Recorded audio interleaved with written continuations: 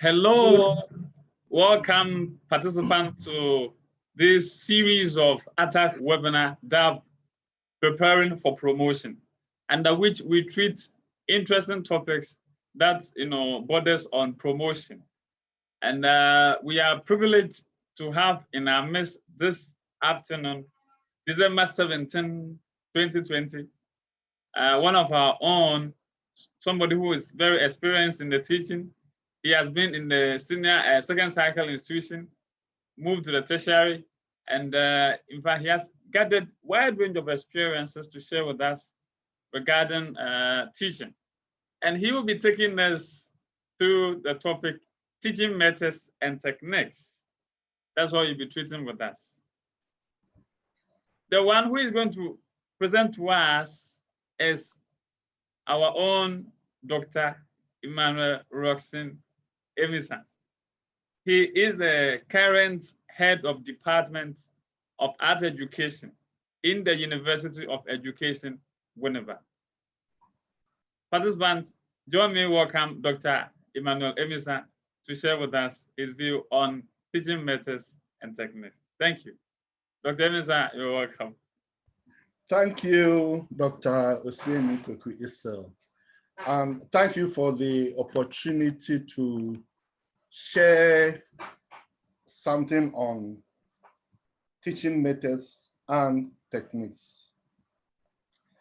As teachers, we believe you know exactly that the interaction between the teacher and the student is mainly done on how our methods are used. I'll be going through this outline, teaching, principles of teaching, principle of learning, methods, techniques, strategies of teaching and learning, methods of teaching art, and then we conclude. What is teaching? There are several ideas on what makes a teaching and what teaching is. I want to share with you 3 or 4 ideas of what teaching has been described for others. Teaching is a complex, complicated activity, often requiring teachers to manipulate multiple tasks and goals at the same time. As teachers, as you stand in front of your students, you do a lot of multiple tasks. You'll be looking at them, you'll be teaching, you'll be taking care, watching those who are disturbing and allowing them. All this put together is a complex activity, but teachers, we go through that. Teaching also is a process of attending to people's needs, experiences, and feelings so that they can learn particular things. Teaching is the concerted sharing of knowledge and experience, which is usually organized within a discipline and more generally, the provision of stimulus and psychological and intellectual growth of another person. And we know that because teaching has all these facilities, we go through a certain experiences. Teaching is always the experienced person trying to share idea with the less experienced. Another thought say teaching is an art practiced by most, but mastered by only a few. And we can attest to this. There are a lot of people who claim themselves to be teachers, but there are very few who can master the art of teaching. We will come to this as we go on. Teaching is also helping all students to succeed. Teaching is helping all students to succeed. And how do we help all students to succeed? A means of allowing them to pursue their passions, supporting them along the way, let's put it that way. It means giving students the ownership over their learning, helping them to learn. Teaching is worrying that you don't know about the subject deeply to make it easily accessible to everyone. And I want you to take note, all of you take note of this definition or somebody's idea about teaching. It's unknown, but we'll come to it as we get closer to the end of our presentation.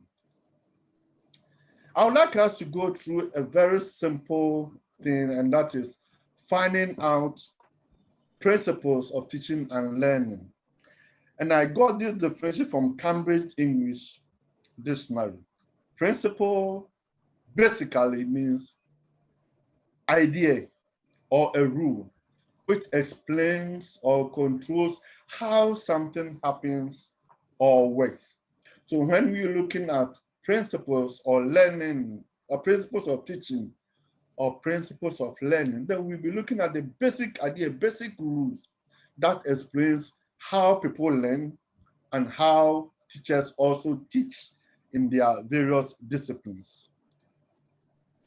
And as we prepare to teach and preparing to understand how teaching and learning takes place, there are simple things that every teacher asks himself or herself. And these are, how do students think and learn?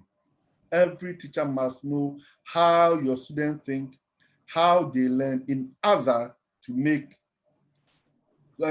prepare to deliver whatever you have for them. You should also find out what motivates students. Students are motivated to learn and they are motivated also to study.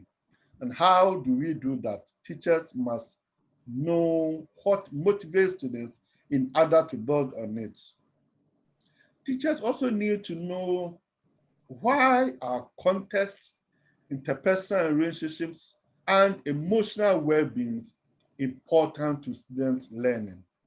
Students learn, but we know when we teach context, we teach through certain contents in order to make whatever we want to put across easier for people to understand. And we look at interpersonal relationships, emotional well-being, they are important. How these are important in learning. Also, we look at how can the classroom best be managed. A teacher teaches, and at the same time, a teacher is a manager. How do you manage a classroom? And then, how can teachers assess students' progress? You teach students, you expect them to attain a certain level as you go ahead with your classes. How do we assess them to find their progress or otherwise in order to make rooms for improvements? There are several principles of teaching, uncountable, many. But we look at them and then we see how best these principles are used in the teaching. The first I want us to share is effective teaching involves relevant knowledge about students and using that knowledge to inform how you teach in class. Students everywhere have backgrounds. They come from various areas in order to learn and to study. And when they get all these things, we help them to look at how best a teacher will structure your course in order to allow these students to have. We create conditions to support them. Then also, in order to make it more effective, we have certain things that we teach, and I mentioned the first bit that we teach contents, variety of student characteristics affect how they learn. So teachers, we have to look at how these characteristics affect students in order to bridge what we want them to learn. There's also another principle that says that effective teaching involves supporting the three major components of instruction. three major components of instruction. And what are these instructions? These instructions are, they have it, the instructions are done in these components. We have learning objectives, assessment, and instructional activities. So teachers articulate a clear objectives when they want to teach. And when you have your objective is the basic thing and is the main thing that teachers use to teach. So if you articulate a very clear objective, then you should look at the instructional activity. What instructions are you going to use to attain your objectives? What criteria? What do you want your students to achieve? Then you structure that based on your objectives with the instructions that you have. The next thing, after you've taught, you assess them. So you assess them through papers, quizzes, tests, and the rest. And if you are able to organize these three main core components, then your teaching will be effective for you. Effective teaching also involves articulating clear expectations regarding learning objectives. We have to make sure that being clear about your objective is very, very important. You state objectives so that everybody who reads it can understand and express himself or herself. Teaching involves ranking the knowledge and skills teachers choose to focus on. You are the teacher, you tend to teach. There's something we call an enemy in teaching. An enemy in teaching is sometimes, I call it the coverage, the length and breadth of what you want to say. If you try to do too much within a very short time, your students will not know anything. If you teach too many topics, put them together, they will hinder, to create a problem for your students to go ahead along with you. So the effective ranking, you choose exactly what you want your students to have. Effective teaching involves adopting appropriate teaching rules that support learning goals. Teaching rules that support learning goals. Even though students have the responsibility on their own to learn, the teachers assume instructors. So the teacher, you are the instructor, you are to direct the student what to do. Instructions are very critical in guiding students. So one of the principles we should know exactly how appropriately we make our instructions known to students. Effective teaching also involves progressively refining our courses, trying to get reflections and feedback. We need to modify the things that we do. We need to adjust what we want our students to learn.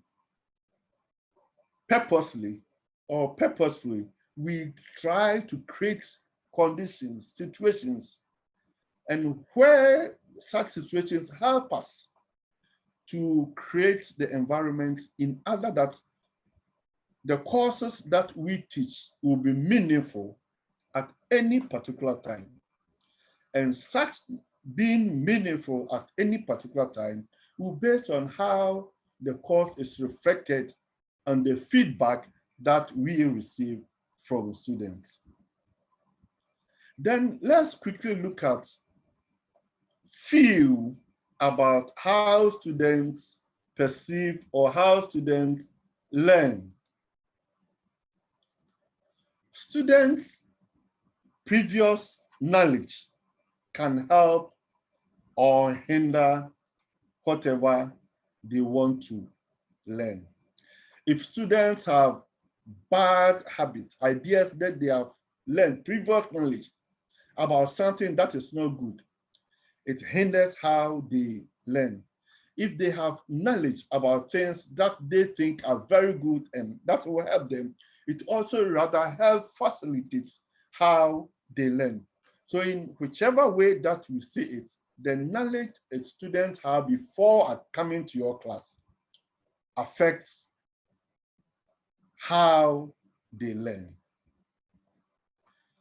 Then also how students organize knowledge influence how they learn and apply what they know. Knowledge organization is very important in teaching, very important in how students learn. And therefore, as teachers, you are supposed to guide students to connect the knowledge that they have, what they have learned already, so that they can help manipulate new tasks that will help them to learn and connect to exactly what you want them to do. Students' motivation. Motivation is a critical factor and very important in teaching. It determines, directs, and sustains what they learn and what they want to learn. Motivation plays a very critical role in guiding the direction, intensity, persistence, and quality of learning of every student. Then there's the need for every student to develop mastery. Mastery, in this sense, is how the student will be able to acquire the component skills, how they can practice integrating what they do, and how and when to apply what they have learned. When they are able to do this, then we can say that your student has achieved mastery in what you have been able to get to them. Then we also have every student must have what we call a goal. A goal at the end, what do you expect your students to learn? So your lesson and everything will be targeted, structured in a way that your students will be able to have enough knowledge on what you want them to do. So goal-directed practice coupled with targeted feedback enhances the quality of students' learning. Students learn a lot, they go through all these things, and we expect that as teachers will help them acquire this knowledge. The current level of development that interacts with the social, emotional, and intellectual climates of the courses that we teach impact on learning. The students' level, no matter where they are, either in the basic school, in the secondary school, in the tertiary, the level of development as far as social, emotional, and intellectual climates are concerned have effects. And they do, when all these things put together, shapes how students learn. Students can also become self-directed learners. And to become that, they must learn to monitor and adjust the approaches to learning. Teachers have approaches to teaching. Therefore, students must also have approaches to learning, and to adjust and monitor how they approach learning is also important in the teaching and learning delivery. After we have gone through this, I'd like us to look at methods of teaching. Methods of teaching, and we usually have the general one as activities performed by the teacher in the process of delivery. We term this as methods of delivery. Then we also have structures. The structures of the sequence of us commonly denoted by these are methods of teaching, and we are very common. They are very common in the things that we do. They are very common in everything aspect of what we do. Teaching is also the process. The methods is what we are looking at. Process which are adopted by both the teacher and the learner to induce learning in the teaching learning classroom is a method. So we see that there are teaching methods that help every teacher in the classroom to perform the duty that they are expected to do.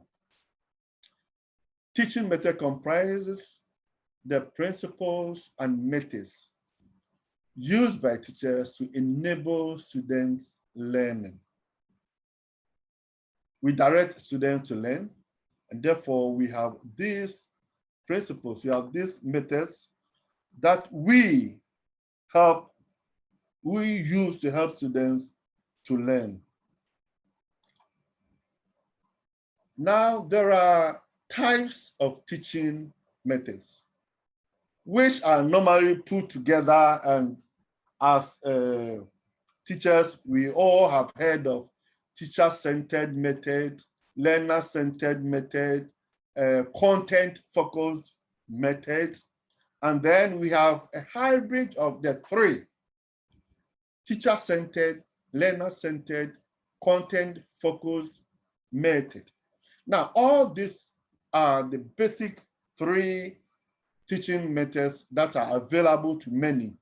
But there's the fourth aspect, which we term as the interactive participative method, that deals with all the other three put together. They are found in the teacher-centered, they are found in learner-centered, they are found in content method.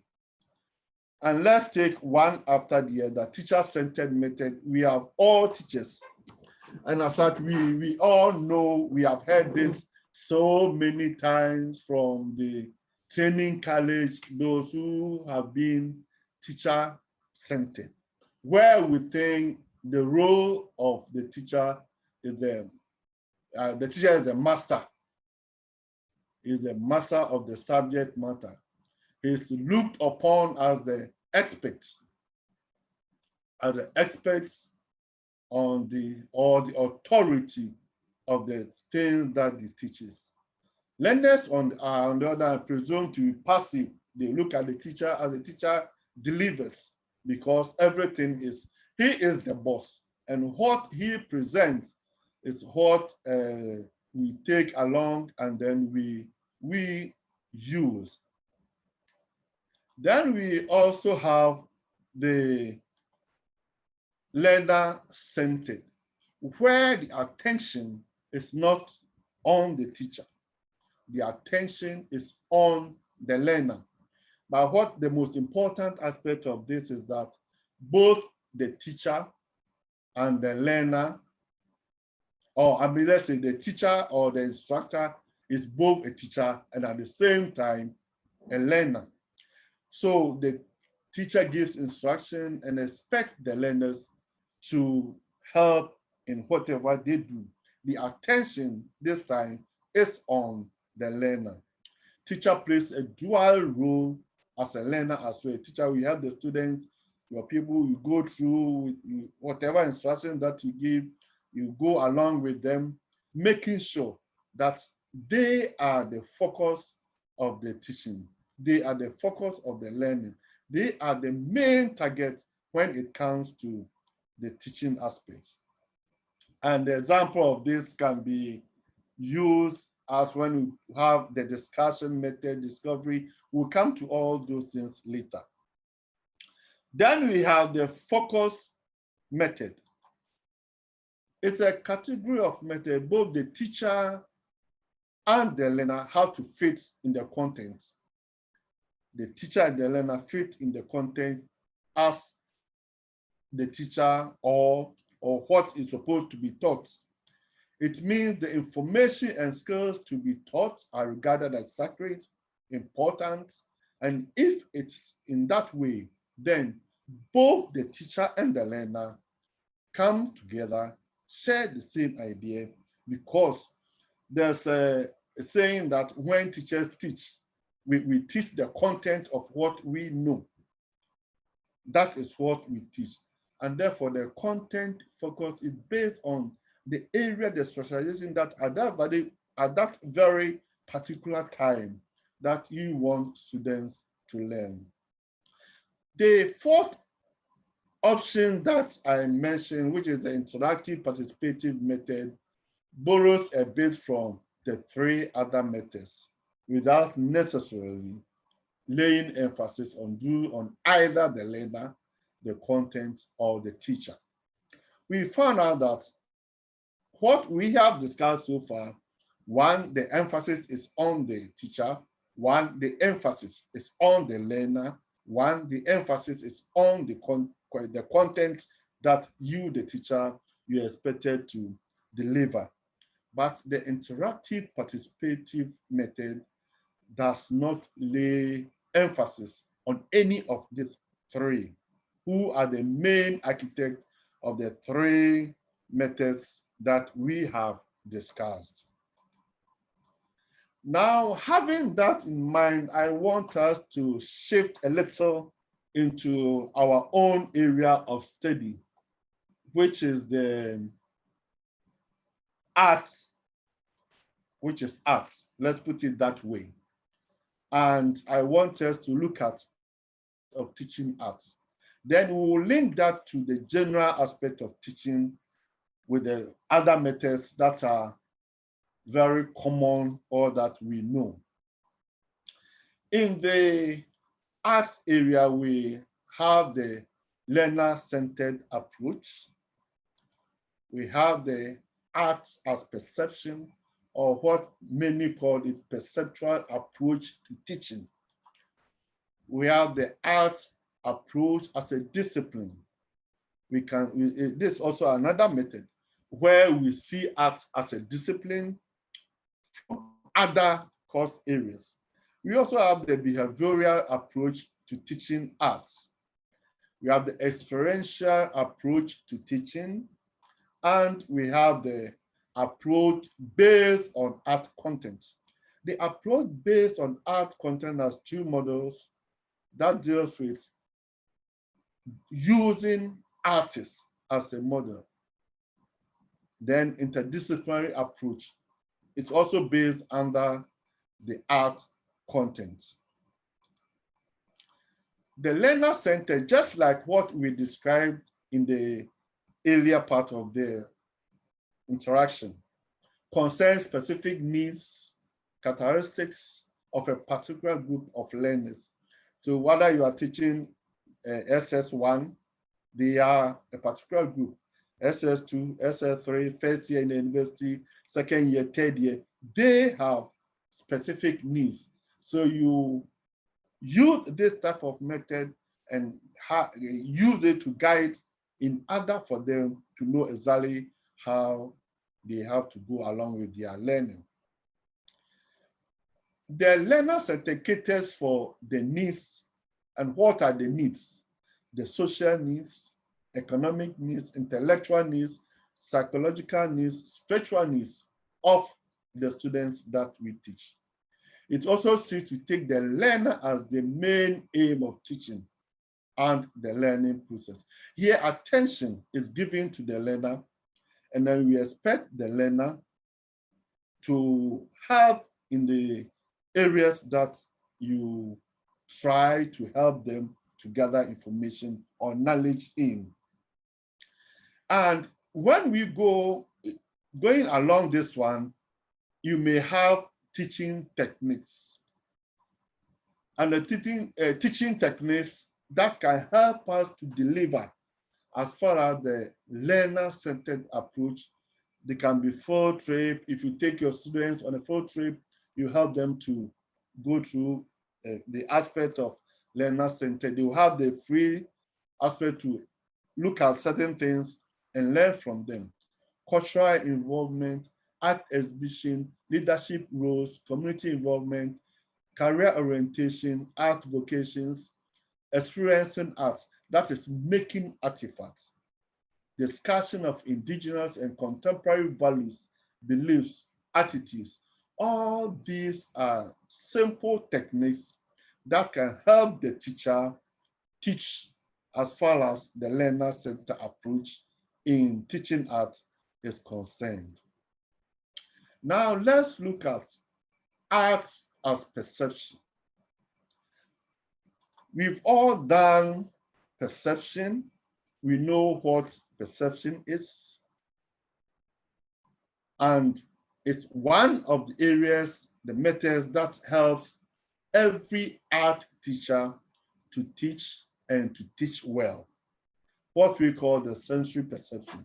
We look sense of taste, smell, touch, everything that has to do with the senses helps in the arts as perception method.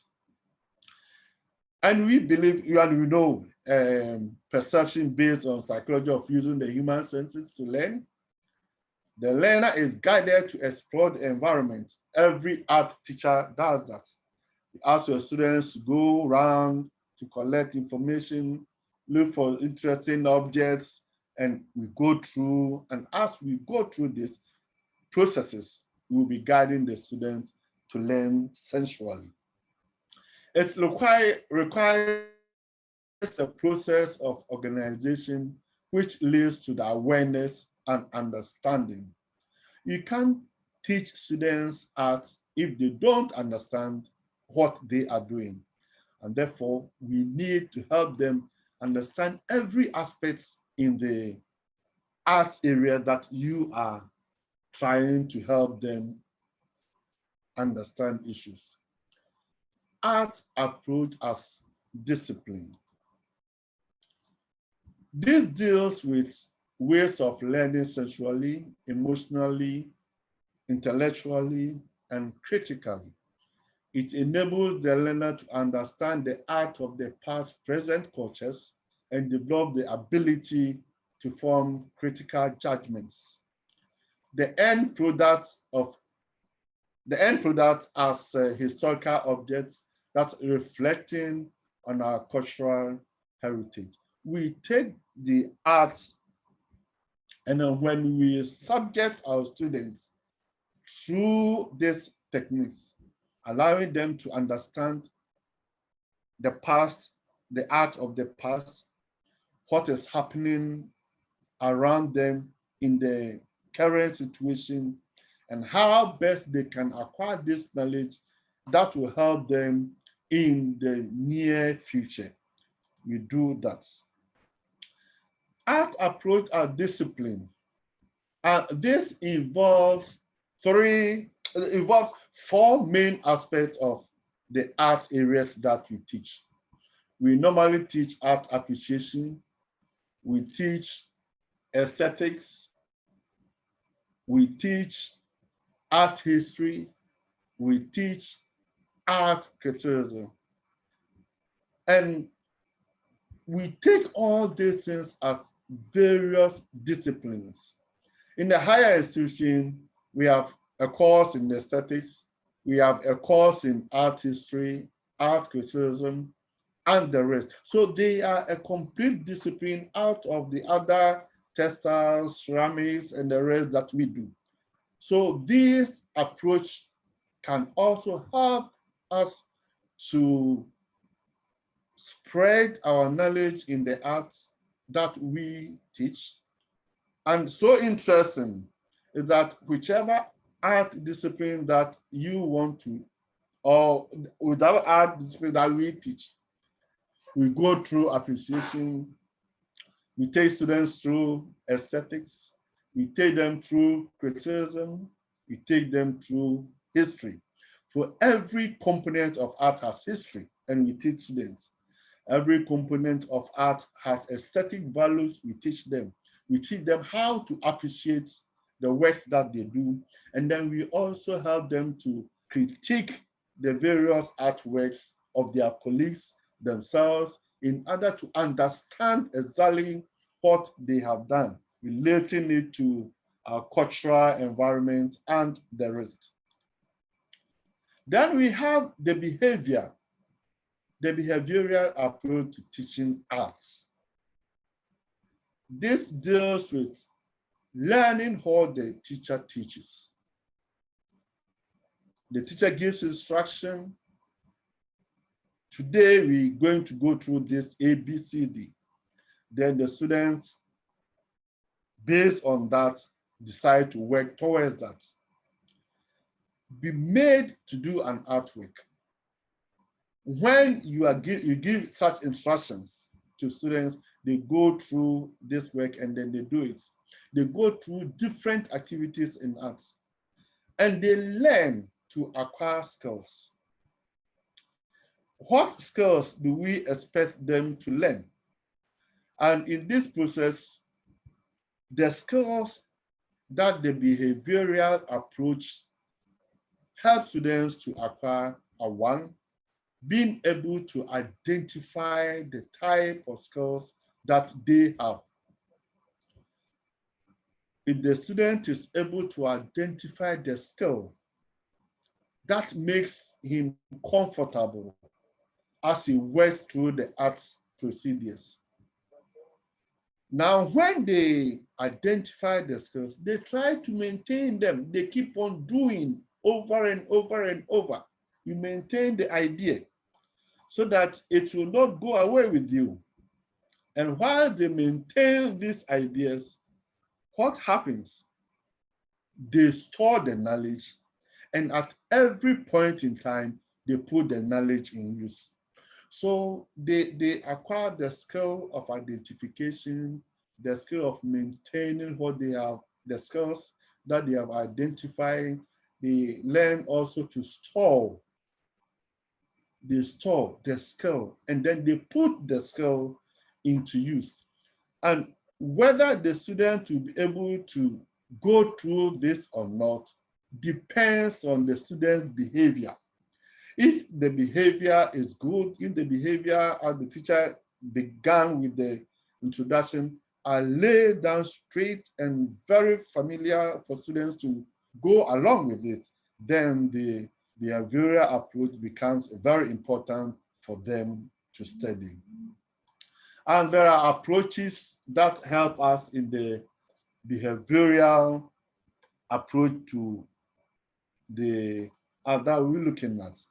And these are perceiving and responding, valuing arts as an important component of life, studying the role of art in the socioeconomic development of the country, producing artifacts, studying art in the past, the present, and the future context. These are approaches by which you can help your students to acquire the behavioral approach to teaching, so that when they put all these things into practice, they acquire the skills that the skills that the behavioral approach will help them to get acquired. Then the next is experiential. It involves direct experience with art materials. Nobody can do or execute any artwork without material. You can't execute artwork without tools, without equipment, and without technology, the processes. So experience, the more experience the student works with the material, the more experience he works with the tools, the more frequent that the processes and everything are done, the more experience the knowledge the student acquires. It covers the exploration in a variety of tools, but students also need to explore.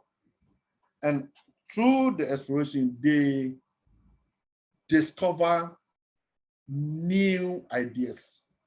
They discover new techniques. They discover new approaches to what they are supposed to do.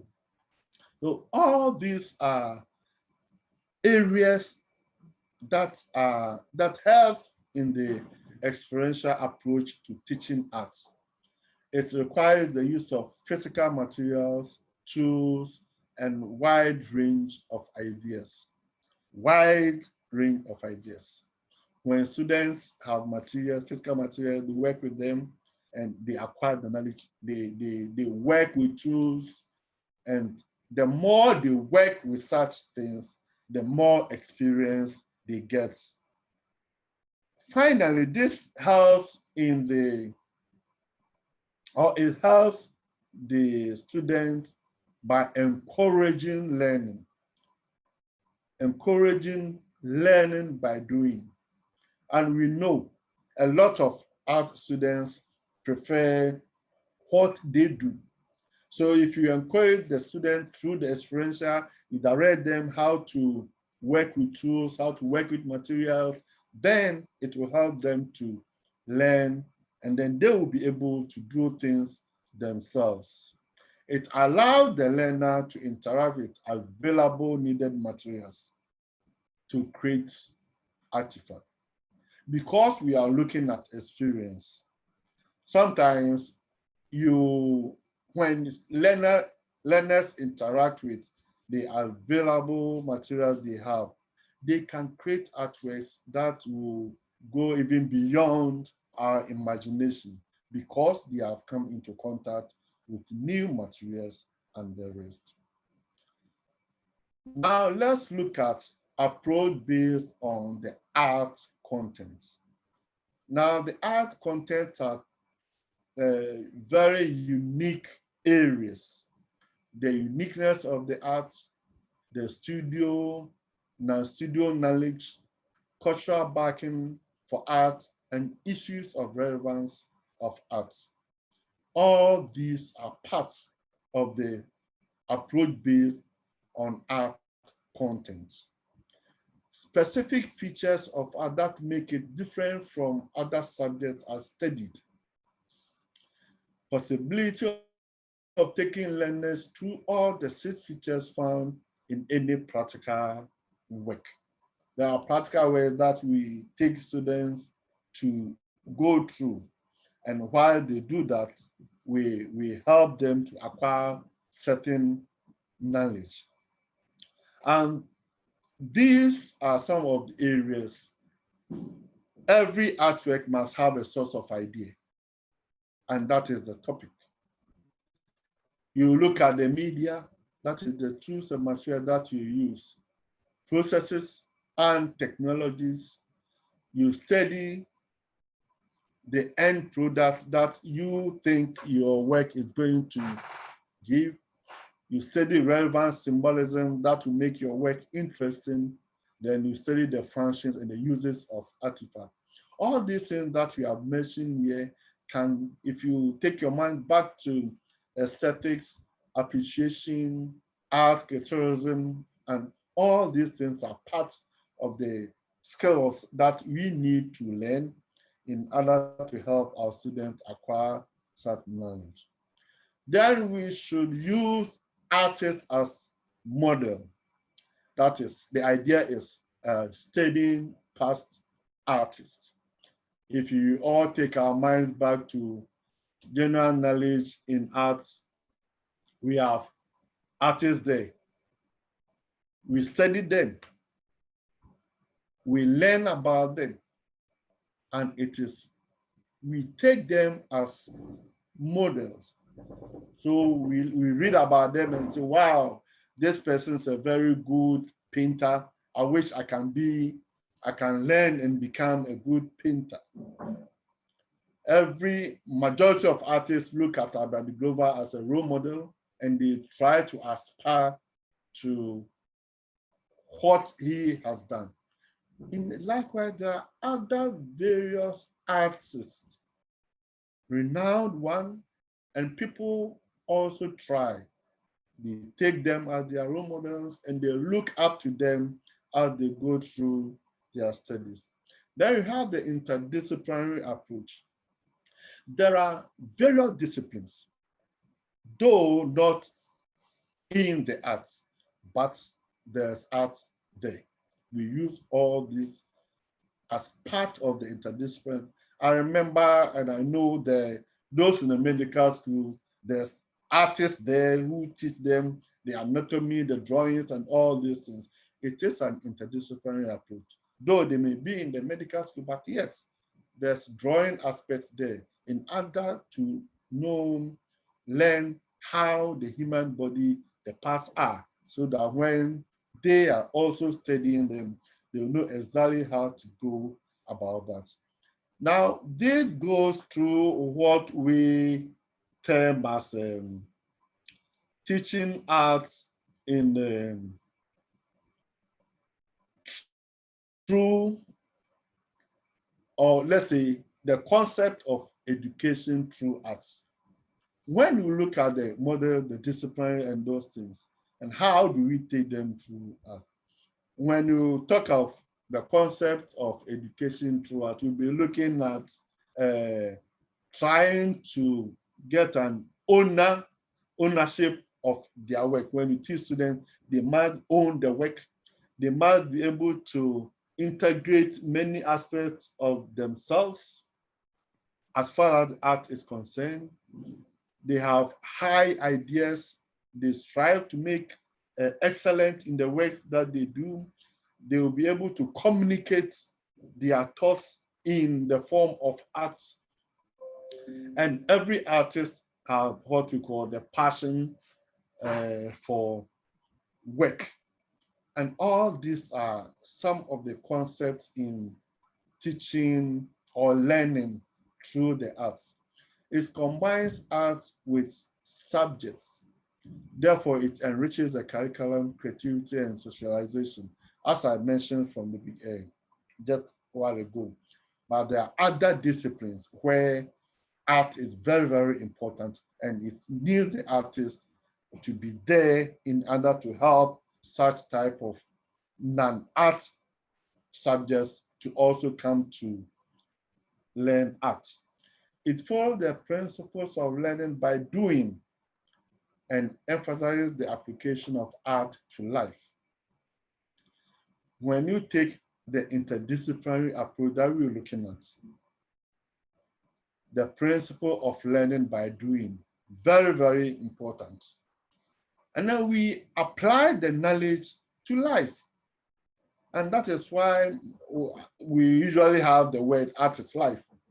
Art is life because we go through all these processes and then we let it help in the processes and the things that we do.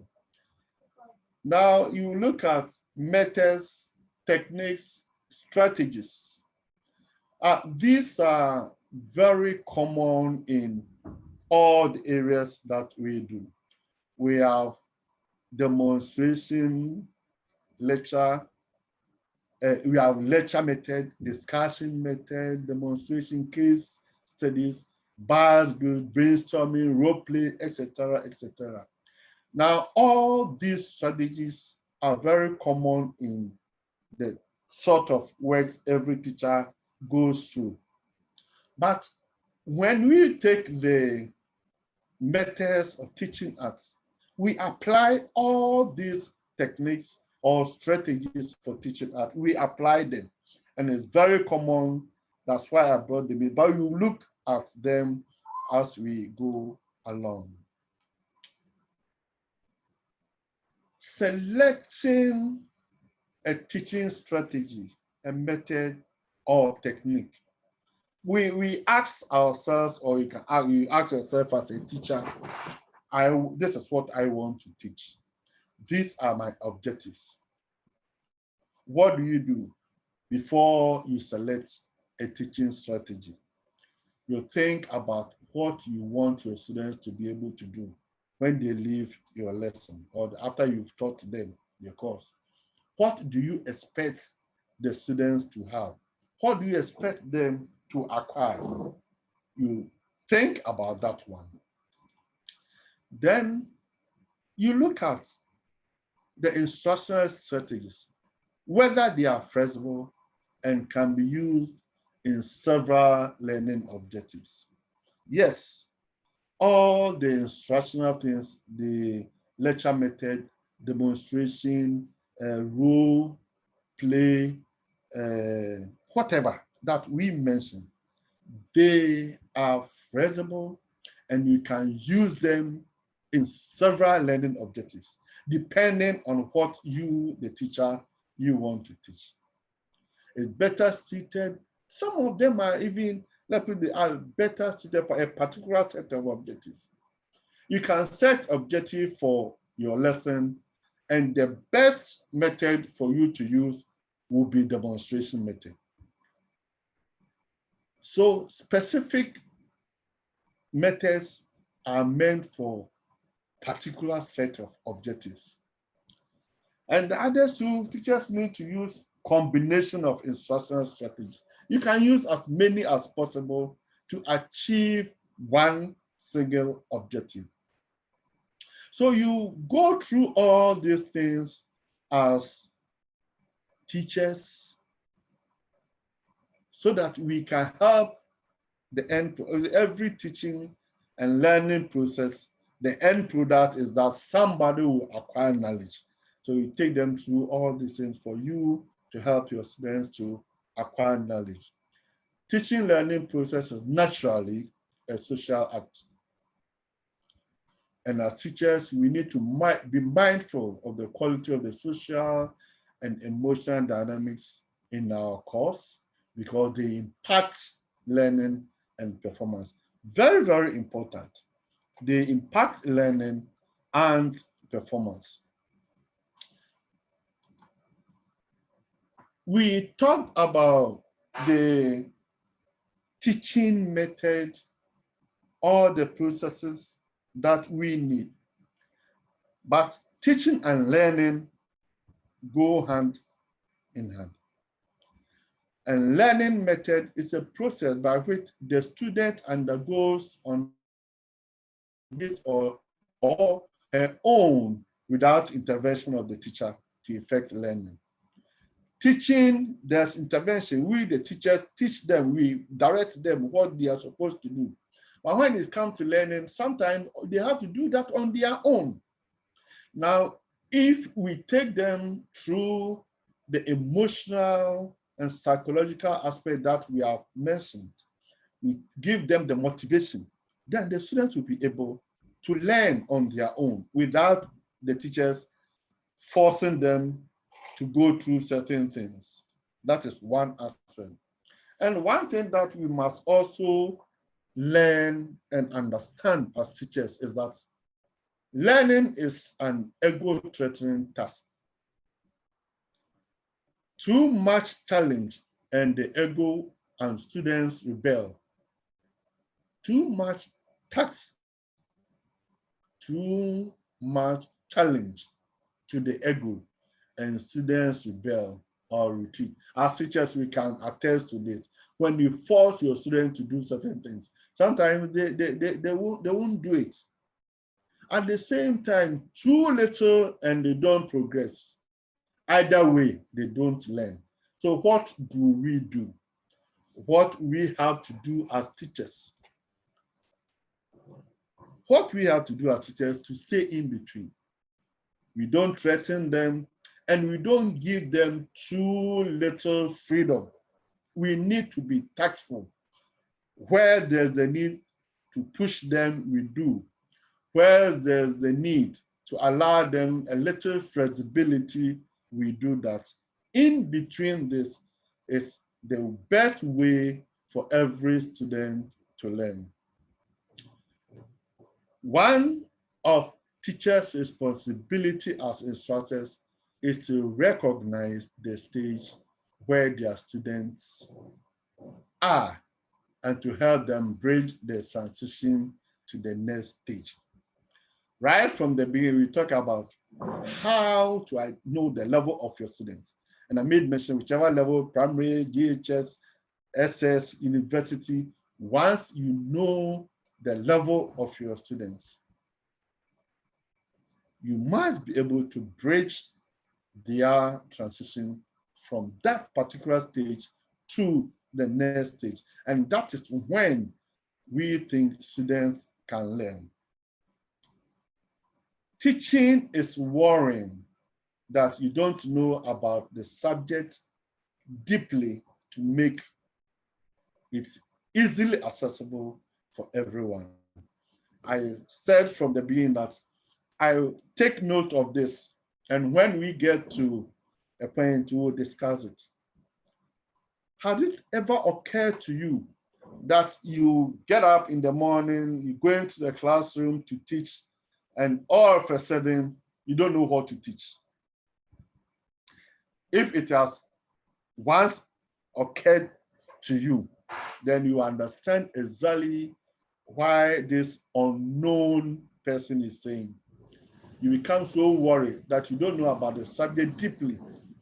And I am saying this because at this level, our students go on internship. And when they go, sometimes they call and we look at feedback that they get. And they will tell you that when I went to this school, I was given this topic to teach. And said, to be very frank, I don't know anything, but the mentor has given it to the student to teach. And sometimes you say, teaching practice. It becomes so hectic for such students, but it is part of teaching. So as teachers, how do we assess ourselves when we are worried that we don't know exactly, we don't know too much about what the content that we are to deliver? If you don't know how, you don't have more ideas, and you don't know exactly how you're going to deliver, how can you help somebody to learn? Food for thoughts. And I want to end this by using John Dewey. And he says, if we teach today's students as we taught yesterday, we rob them of tomorrow. Thank you.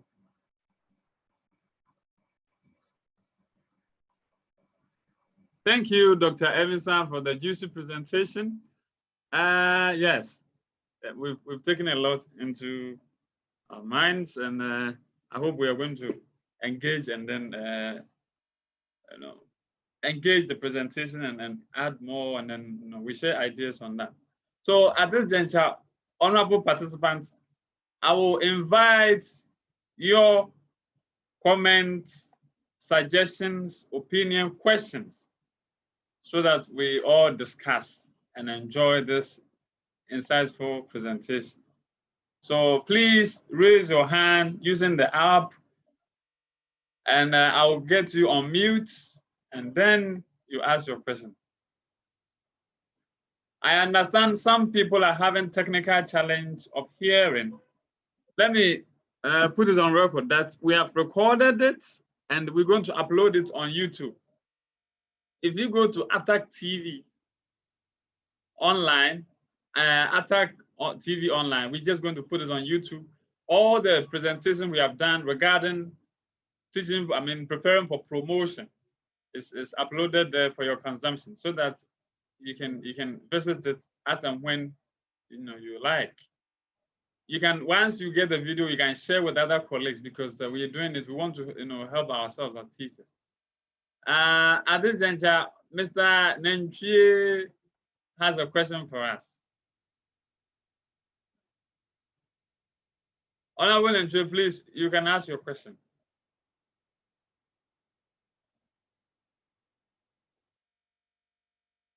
Hello? Hello? Please unmute yourself, and then you can talk. Thank you very much. All right, Doc. I'm William Nentwie of Fenso College of Education, sir. Okay. Well, it is not really a question, but these terminologies, teaching methods, teaching strategies, approaches, techniques, are they not just semantics? Because we seem to have the same meaning for all, but yet under each one, we seem to have different content.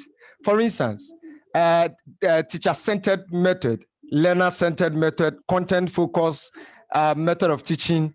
And then the other side, field trip, art as perception, experiential approach, appreciation, exhibition. Sometimes I feel that we are talking about the same thing, but we seem to expand the discussion by giving them different terminologies. I would like Dr. Misa to react to this.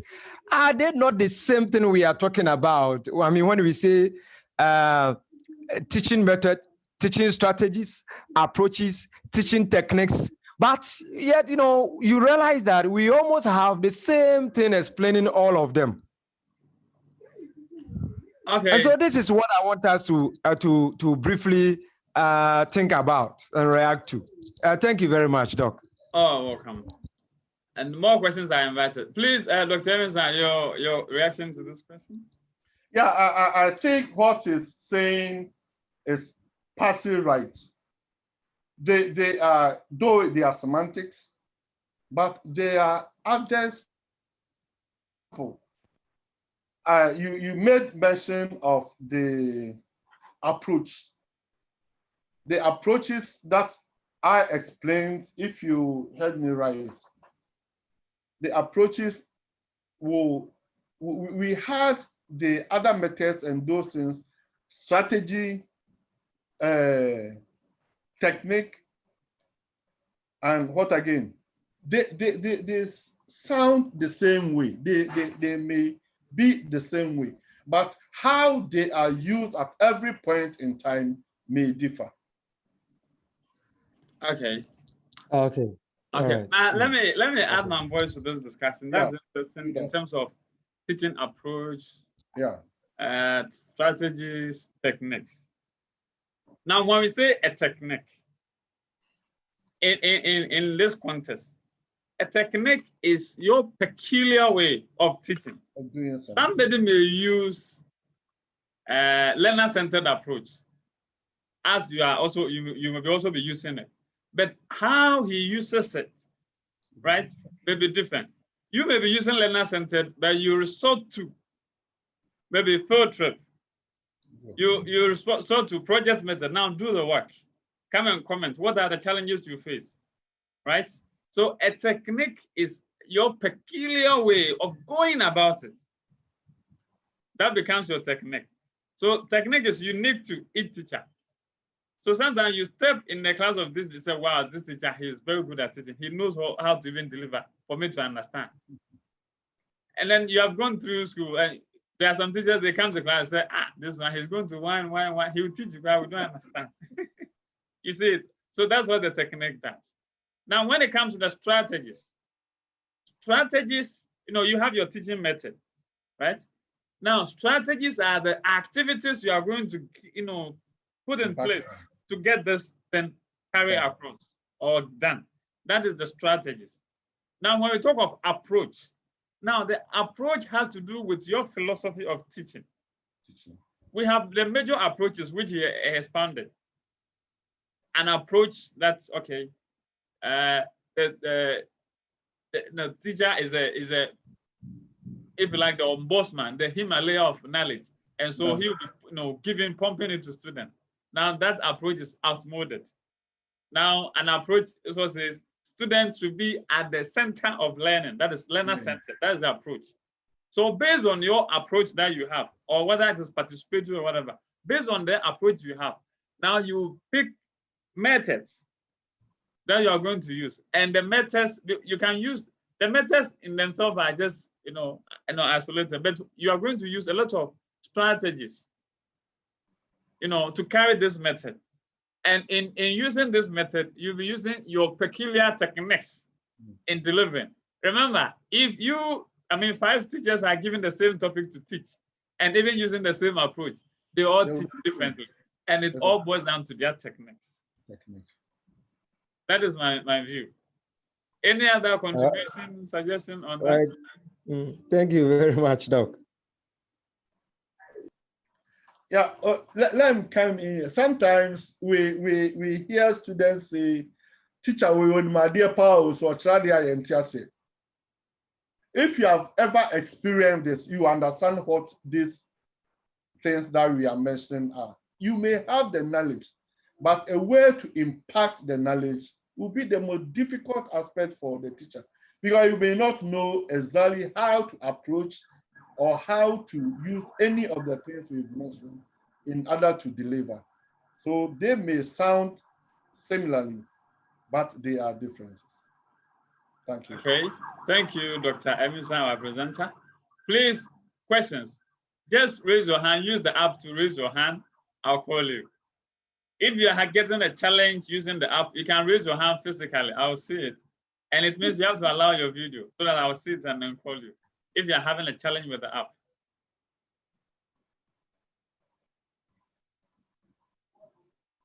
Yes, Madam Harriet Tyria Kwanzaa. Your question, please. Unmute yourself. I'm unmuting your microphone. Unmute, yeah. Yeah, you are on air. Hello, sir. Hello. Hello, sir. Yeah, hello. Can you hear me? Yeah, oh, we wow. can hear you. It's such a wonderful presentation. With the last comment I made, I remember when I was teaching at night school. We know when it comes to the topics. Hello, Harriet. Hello, Harriet.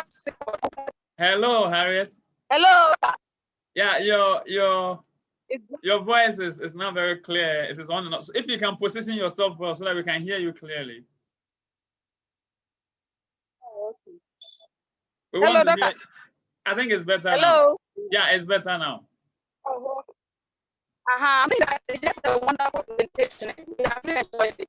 So much. Thank you so much. God bless you. And please, I want to just comment on the last statement on the teachers not much trained in teaching. When I was at school, I was teaching, I was a counselor. You know, when it comes to topics, hello, Harriet. Hello, Harriet. Hello, Doctor. The network is not favoring you at all. The network. We had the first part about commending the presenter about the presentation. But the second part, we are having some difficulty trying to hear you well. Okay. It's better now. Can I come again, Doctor? I am talking about the last comment on the mastery of subject, where a teacher will go to class and may not know what to teach. I remember when I was at high school, when it comes to some teachers have to do for me to understand. Hello, Harriet. Hello, Harriet. Today the network is actually punishing. The network is actually punishing us. The network is punishing us. If you can type it through the chat, I'll read it. The network is actually punishing us. So please type it on the chat and I'll ask for you. Thank you.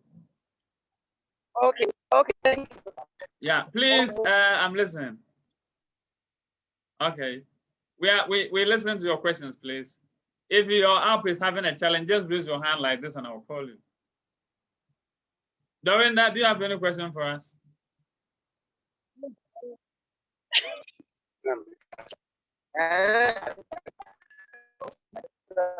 Hello.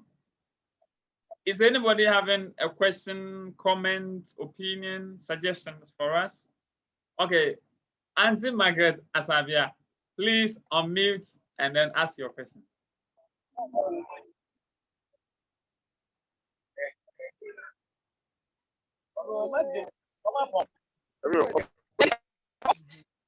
Hello, Madam Margaret. Yes, I've typed my question. Madam Margaret, would you like to maximize your voice a little bit? My question. Please raise your voice a little bit for us. I typed my question.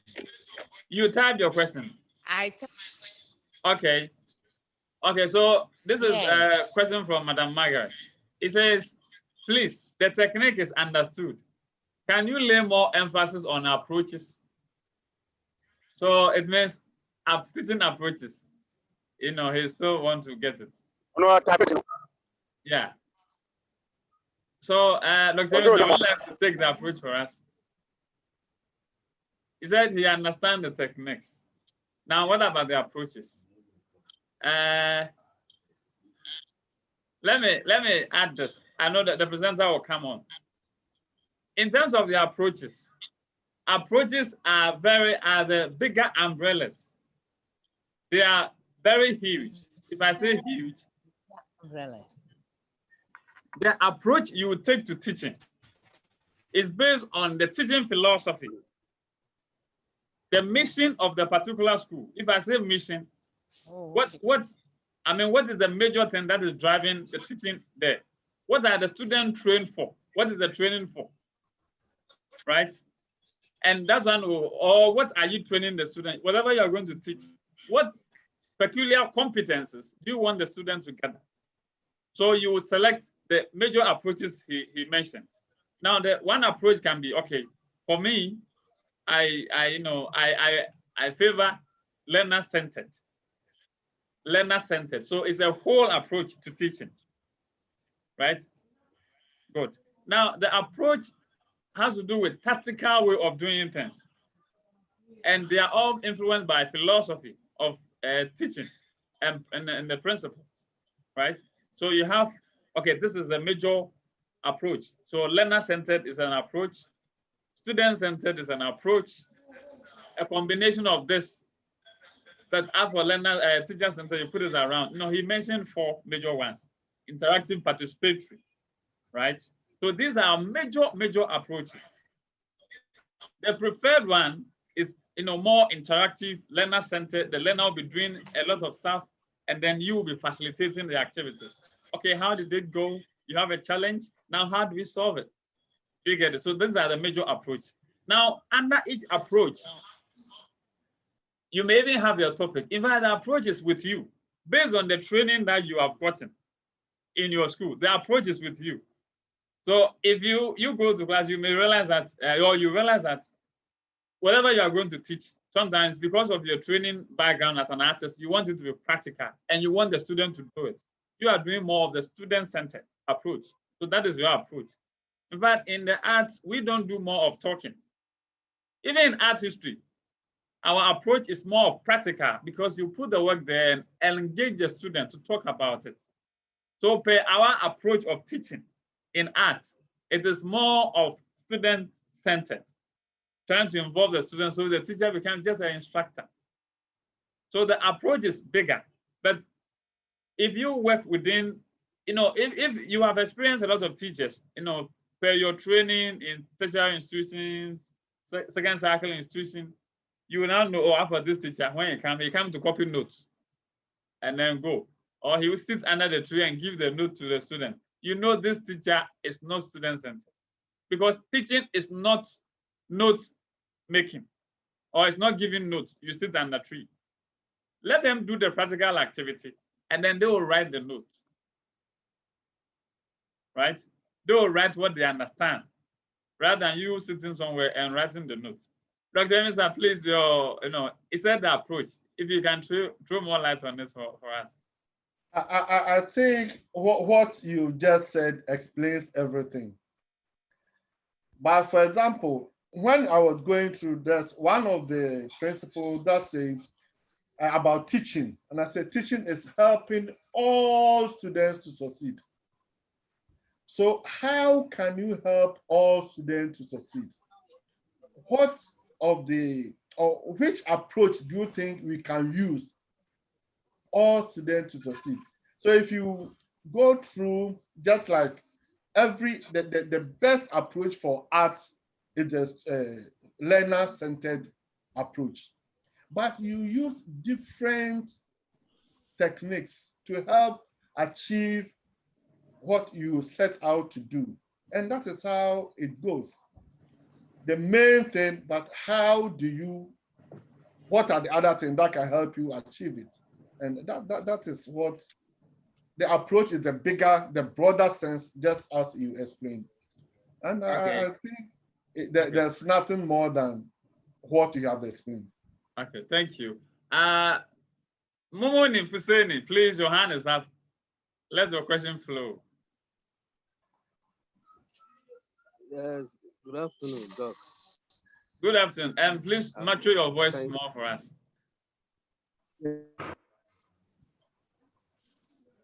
Yes, thank you very much. I also want to add something to the teaching approach, techniques, and strategies. Yeah. I'm from Baga Baga College of Education, Tamale. Thank And actually,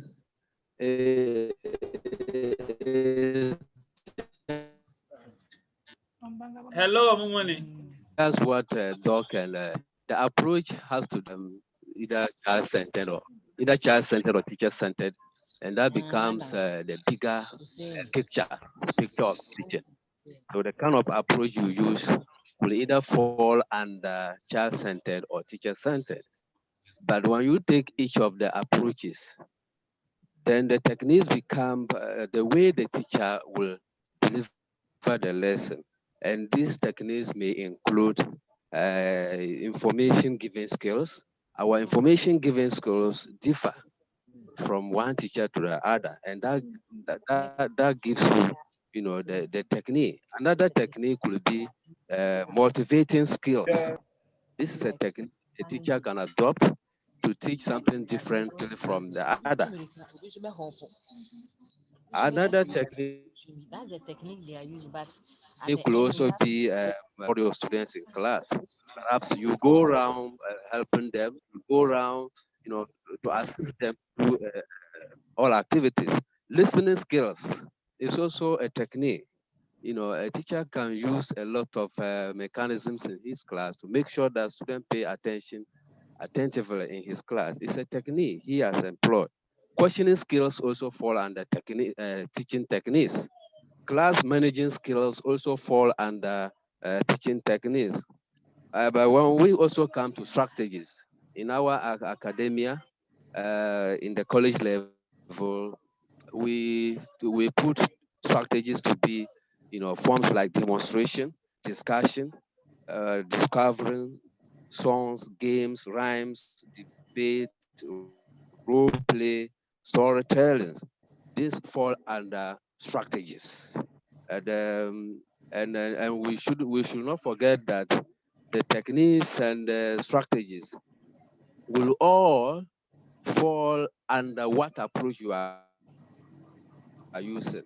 If your approach is teacher-centered, will dance to the tune of teacher-centered and not to the tune of child-centered.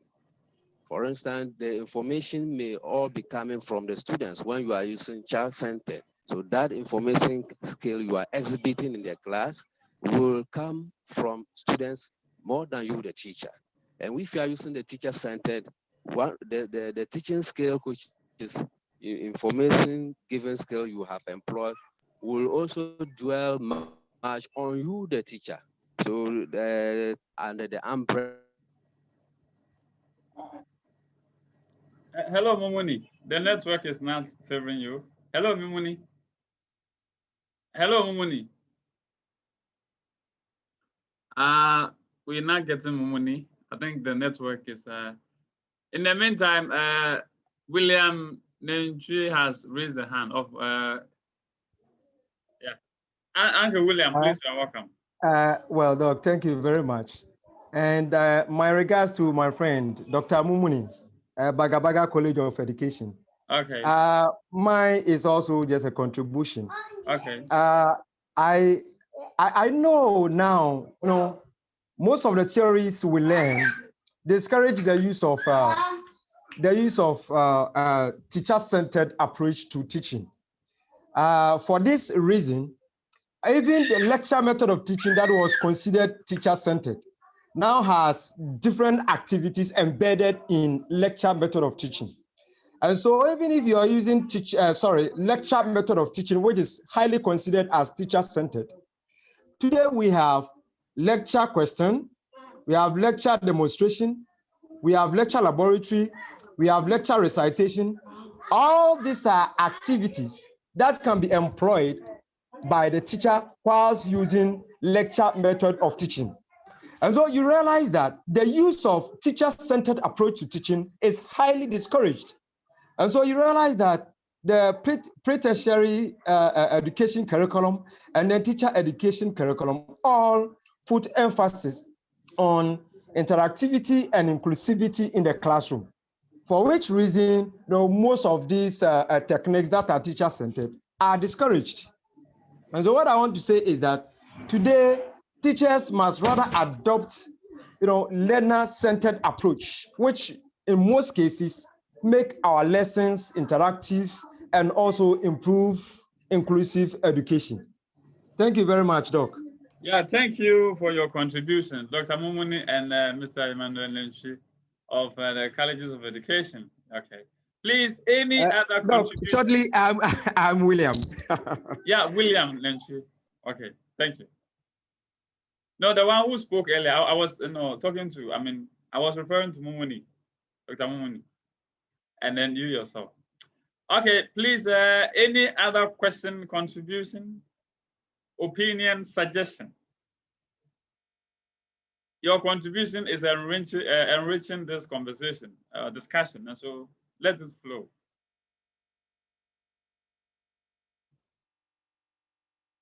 Yes. Hello, Momoni. You are welcome. When you were talking, your network misbehaved a little bit. Oh, yes. Thank you, Doc. I think I also landed just there. But okay. Hello, are you hearing me? Yeah, we can hear you, sir. Yes, just to add to what Mr. Enchu said, actually, it will be difficult if we conclude that teacher-centered approach is discouraged. We have different levels of teaching in terms of the grades of the students. And if you also consult literature, you realize that teacher-centered approach works hand in hand with child-centered approach. There will be certain areas that you will need to exhibit teacher-centered approach and to help students understand some concepts. For instance, that is why they want to bridge the gap, and contemporary teaching approaches or techniques, they have brought questioning technique into teacher-centered approach. So I want to say that it is just our perception that we should discourage child-centered approach, but in literature, it is not discouraged. It has to be used when it is needed, especially based on the grade of the child. For instance, I want to give an example.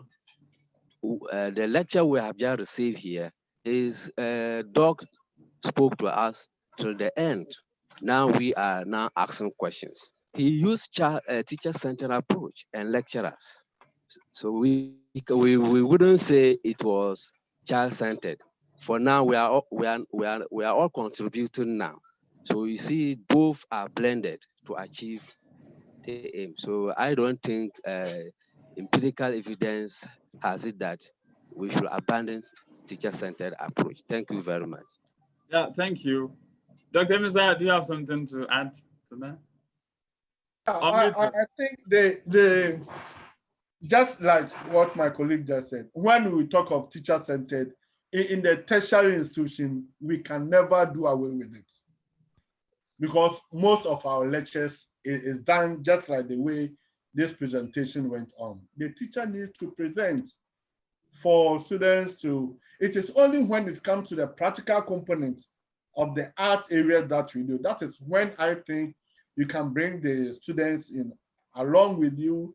But if it comes to having 300 students teaching them research, how do you go along with the learner-centered approach? It will be a little difficult. You have to. So it's a way of blending whatever we need to teach and making sure that whatever we do, the ultimate is that our students will benefit from our discussions. Thank you. Okay, thank you. Thank you. Any other question for us? Any other question? Madam Christiana Okamensa, any other question for us?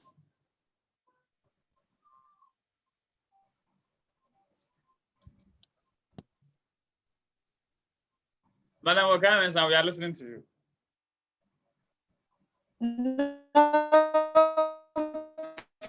Hello. Your network is not favoring us at all. It's not clear hearing you. This guy.